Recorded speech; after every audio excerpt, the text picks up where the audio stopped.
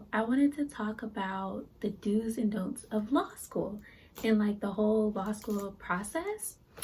So I'm gonna just start off with the do's first. So you definitely want to apply to as many law schools as you can, because even if you think like you're not going to get in, just apply, because if you only apply to one and you don't get in, then you're back to square one. And I'm pretty sure by then, by the time you get accepted or not accepted, the time frame will be closed. So it's like you're being pushed back another year or so. So definitely apply to all law schools that you're interested in.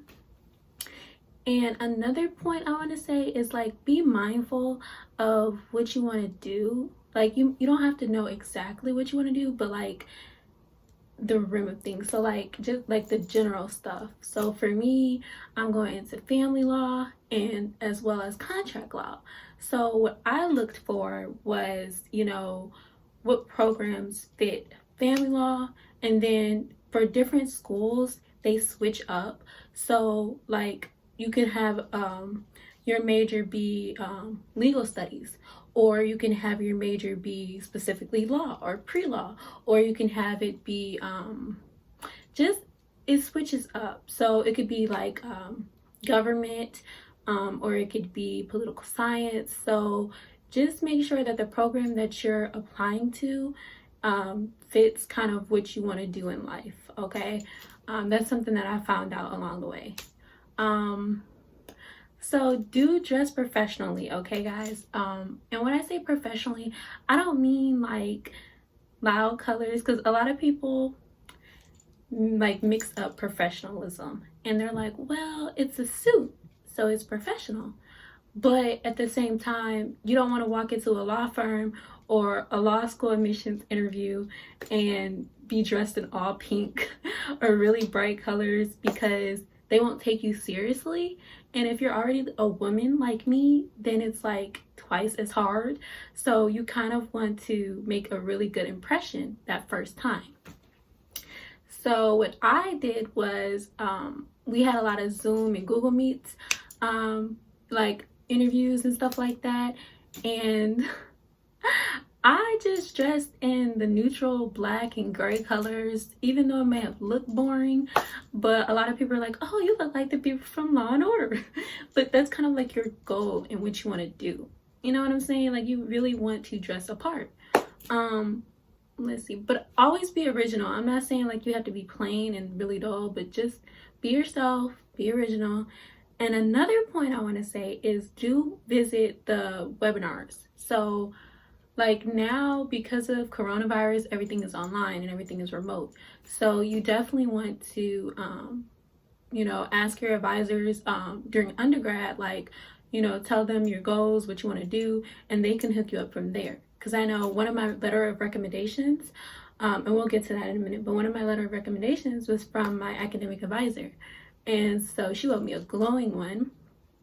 And what the schools did, they confirmed that, she sent the letter of recommendation to me. They said, oh, we received a letter of recommendation, blah, blah, blah, blah, blah. And so I was excited, because the letter of recommendations cannot come from you. So you have to send it out to whoever you want to write your stuff, and they have to send it to the schools. That's another thing I found out. But yeah, so definitely visit the web seminars, because they're basically like your ticket into the law schools. So like web seminars, they basically are like the admissions board, the dean. They're like everybody that looks at your personal statements, and they're just really nice and welcoming, and you don't feel like nervous. Like it's, I don't know, maybe just because it's online, it's a lot easier for me. But for you guys, I don't know how it's going to be. Every process is different, but I feel like that definitely helped me out a lot and get my name out there too. And they'll send you confirmations. You sign up, you register, they'll send you confirmations saying you went, and it's just a wonderful experience. So definitely do those. Now for me, I took the GRE instead of the LSAT. because the LSAT was extremely difficult for me because I suck at story problems, and that's basically all that it was.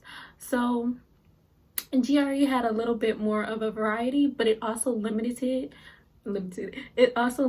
my chances of where I wanted to go to school. So like a lot of Ivy Leagues look at GRE, and then there are a few smaller schools that look at, you know, GRE, but a lot of times you'll hear LSAT, LSAT, LSAT.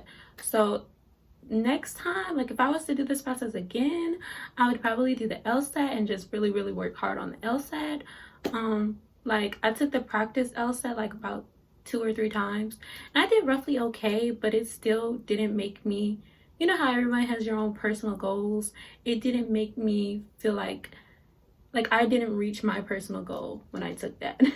So even though my score is good, to me, is not where I wanted to be. So when I took the GRE, I was like, boom, boom, boom, I was in. So yeah, definitely I like the GRE better, but you got to look at all your options.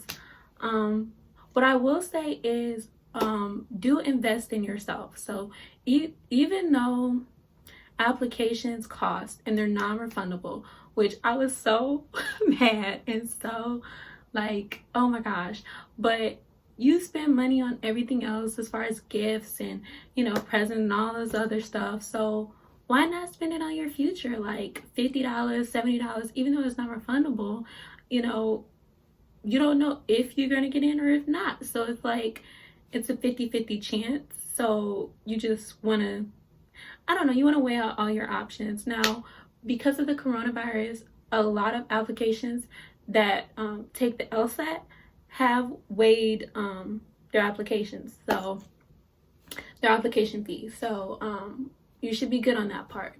But for me, it was all about doing the early admissions, because even if your scores weren't as well as they should be, early admissions help out with that, because the schools will look at that. You do like first come first serve. They'll look at that and they'll see like, wow, okay, so she wasn't good there, but she was really good there, or he was really good there, you know. So they look at everything.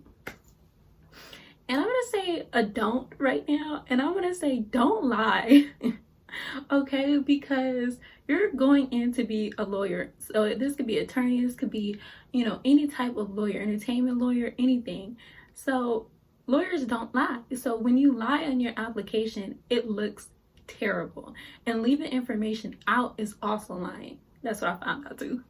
So if you were on like academic probation, like I was, my freshman year, I was on academic probation. I ain't even gonna lie about that. That was just really bad. But you kind of grow and you expand your knowledge. And so I think like just being honest, they have a section on all your applications where it's like you have to be honest. So it's like you explain your situation and they look at you a little bit differently, not like judging you, but then they're like, okay, so she was honest about this, he was honest about that, and you know, we can look at her future grades, her grades now, or his grades now, and see a major difference. So, you know, if someone just got all A's throughout their whole schooling, are they really challenging themselves or what? Like, you know, they look at all things on your transcript, guys. So definitely do not lie. I know sometimes with like Ivy Leagues, it can look like a red flag a little bit, because I was definitely worried about that. But honestly, trust me, y'all, be more, if you improve and you're more active with like your academics and just a well-surrounded human being, they'll look at that like, oh, are you involved in campus? You know, are you in any organizations, clubs? Like they really want to see community service. They really want to see you bring something different to the table. You know, like this student could go to Yale and, you know, his communication skills aren't that good, but yours are. So you get accepted. You know, it's just different things that they look at that I found out. And that's why I say go to the webinars, because they literally tell you these things to help you get accepted.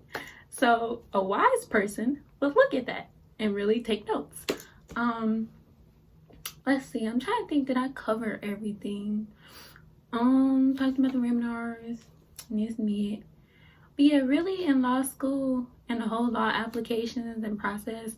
So there's this thing called like lsac.org. It is super confusing, but all schools require it for the law schools, admissions and stuff. So it's really difficult.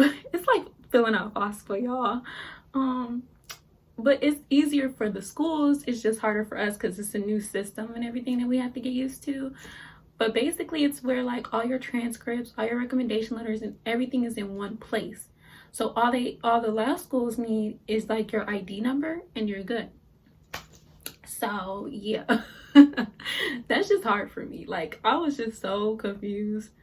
But anyways, I did that, y'all, and that cost too. So I think roughly I spent about $300 on just because there's a thing called CAS, and you'll learn about all these things once you apply and find out information. But it's a thing called CAS, so you have to pay for that too. So yeah, all around you're gonna spend about like $300 on that for the transcripts and stuff, and then you're gonna spend another 100, 200. It depends on how many applications you fill out. So, and it's not refundable, y'all. So just be prepared for that. And then if you want to take the LSAT and you don't do well and you want to take it again, that's some more money being spent. So really be prepared on spending some huge chunk of change for your career or future career, because it's expensive. But it helps. It really does help. And I would say, like, for me, I was so worried about not having experience as much and was really worried about my resume. And turns out a lot of students don't have experience, you know, they just have the academics and stuff.